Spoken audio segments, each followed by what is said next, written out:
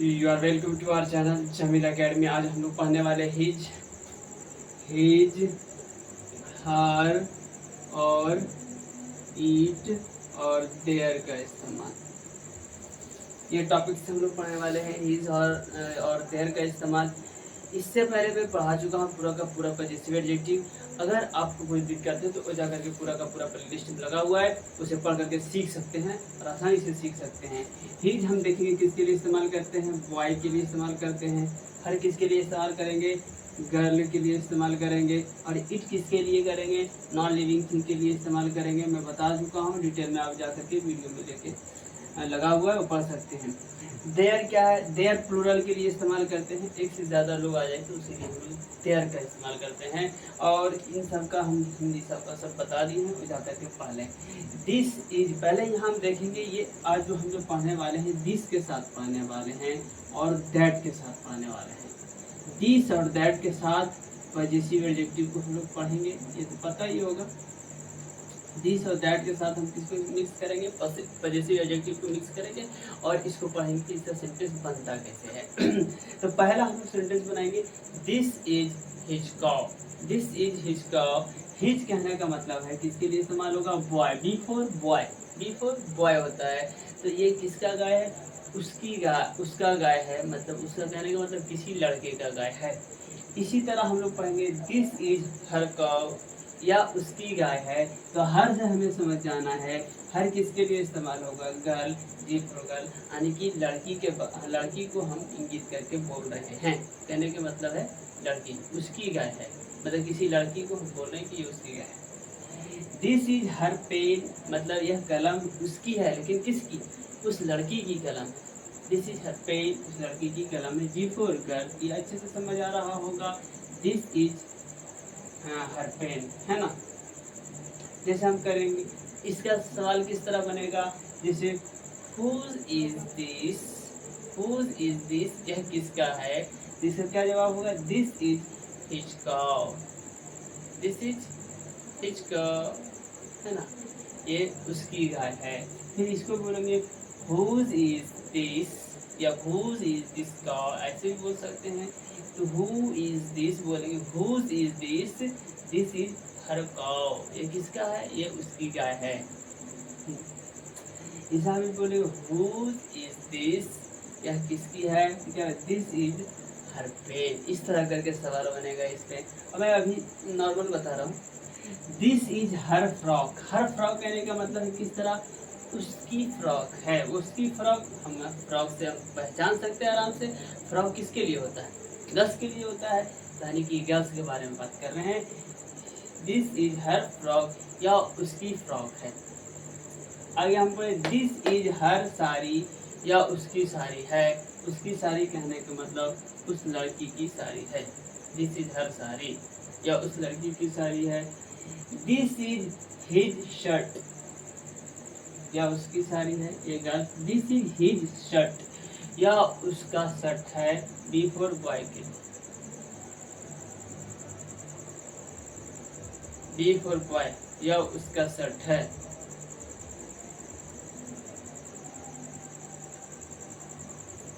This is his shirt, या उसका shirt है। दिस इज हिज शर्ट, या उसका शर्ट है। That is his dog, that is his dog मतलब दैट इज हिज डॉग, यह उसका कुत्ता है। दैट इज हिज डॉग, वह उसका कुत्ता है। दैट इज हिज डॉग, वह उसका कुत्ता है। कहने का मतलब before boy, that is her dog, that is her dog, वह उसका कुत्ता है। यहाँ कहने का मतलब किसी लड़की का, है ना। दैट इज हर डॉग, वह दूर में जो चीजें हैं वह उसका कुत्ता है। तो दैट इज हर डॉग, ये हर कहने का मतलब किसी लड़की के बारे में हम बोल रहे हैं, किसी लड़की का कुत्ता है। दिस इज, यहाँ पे हमारा जो दिस है, this is their village. Their village मतलब देयर से क्या पता चल रहा है, एक से ज्यादा लोगों के लिए ये इस्तेमाल हो रहा है। दिस इज देयर विलेज, या उन लोगों का गांव है। This is their field, their से क्या पता चल रहा है हमारा पे, यह उन लोगों का फील्ड है, एक आदमी का ये फील्ड नहीं है, एक से ज्यादा लोगों का फील्ड है। This is their field. इसका सवाल कैसे बनेगा? हुज इज दिस, है ना? हुज इज दिस, यह किसका है? This is their field, this is their field. अब आगे हम लोग पढ़ेंगे दिस इज देयर स्कूल, यह उन लोगों का स्कूल है। उन लोगों को मतलब एक से ज्यादा स्कूल तो किसी का होता नहीं है, बहुत सारे लोग, सभी के लिए स्कूल होता है। तो दिस इज देयर स्कूल मतलब एक से ज्यादा लोग के लिए स्कूल है। दिस इज देयर बुक, इससे क्या पता चल रहा है? ये किताब तो है लेकिन एक से ज्यादा आदमी के लिए है। तो दिस इज देयर बुक, यह किताब इन सब के लिए है, उन लोगों के लिए है। This is its tail. अब इट्स पढ़ेंगे।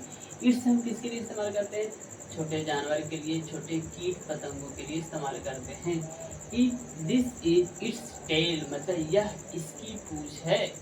इसकी भी हो सकता है, इसका उसकी भी, दोनों हिंदी होता है। इट का हिंदी उसकी भी होता है और इसकी भी होता है, इसकी, है ना? तो यह इसकी पूंछ है या यह उसकी पूंछ है, तो यानी किसी जानवर के बारे में बात हो रहा है ना? दिस इज इट्स लेग, यह उसकी लेग है मतलब किसी जानवर के बारे में बात हो रहा है। आदमी के बारे में बात होता तो क्या इस्तेमाल होता? या तो हिज होता या तो हर होता, या तो हिज हर होता या देयर होता, योर होता, अवर होता। इट का इस्तेमाल नहीं होता। इट का इस्तेमाल नॉन लिविंग थिंग के लिए, और एक बात और इसमें ऐड कर ले, छोटे जानवर के लिए और छोटे छोटे कीड़े मकोड़ों के लिए और जानवर सभी के लिए इट का इस्तेमाल है ना? छोटे छोटे जानवर जैसे कीट पतंग ये सब आते हैं छोटे। दिस इज इट्स नोज, यह इसकी नाक है मतलब पता चल ही रहा होगा ये छोटे मोटे कीट, पक्षी, बर्ड्स एंड एनिमल्स, ये सारे के सारे के नाम के सारे इट्स लगाया जाता है क्योंकि इससे पता चल जाए कि यह बात हम किसके बारे में कर रहे हैं, है ना? तो यहाँ तक उम्मीद करता हूँ सारी चीज़ें क्लियर हो गई होगी और अच्छे से समझ आ रहा होगा। और जिन्हें नहीं समझ आ रहा वो पूरा का पूरा सारा का सारा वीडियो प्लेलिस्ट में लगा हुआ है। आप वहाँ पर जाकर आसानी से पूरा वीडियो देखकर आसानी से अंग्रेजी सीख सकते हैं और लिख सकते हैं, पढ़ सकते हैं और आसानी से बोल सकते हैं। ये चीज़ें आप आसानी के साथ कर सकते हैं। अब मिलते हैं नेक्स्ट वीडियो में। Thank you, thanks a lot.